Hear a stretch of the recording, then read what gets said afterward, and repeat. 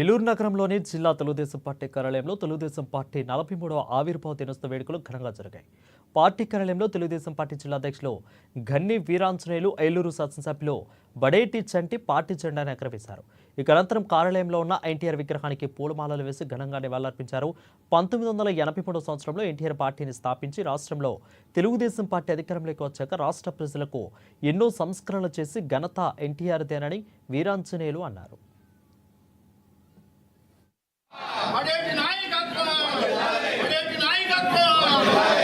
మనందరికీ కూడా దైవ సమానమైనటువంటి ఎన్టీ రామారావు గారికి ముందుగా దోహాలు అర్పిస్తూ వారి యొక్క బాటలోనే మన ముఖ్యమంత్రి తెలుగుదేశం పార్టీ జాతీయ అధ్యక్షులు నారా చంద్రబాబు నాయుడు గారు.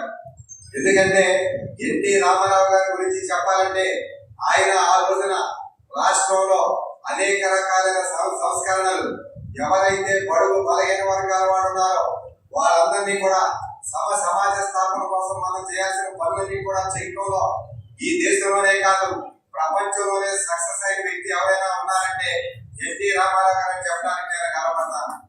ఆ రోజు ఆయన ₹2 కిలో బియ్యం కానీ, ఉచితంగా చీరాల దోవటి కానీ, పటేల్ పట్టాల రద్దు కానీ, స్థానిక సంస్థల్లో రిజర్వేషన్లు కానీ, మహిళలకు ఆస్తిలో సమానత్వం కానీ, అనేక రకాలైనటువంటి సంస్కరణలకు శ్రీకారం చుట్టమే కాకుండా పేదలందరికీ కూడా పక్కా ఇల్లు కానీ అనేక రకాలైన అభివృద్ధి కార్యక్రమాలు చేసినటువంటి ఆ మహానుభావుడు స్థాపించిన తెలుగుదేశం పార్టీలో మనం ఉండటం మనందరికీ కూడా గర్వకారణంగా.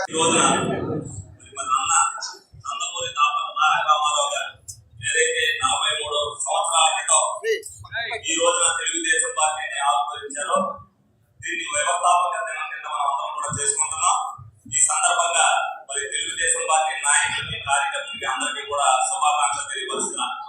ఆ రోజున మరి అన్న ఎన్టీ రామారావు గారు తెలుగుదేశం పార్టీ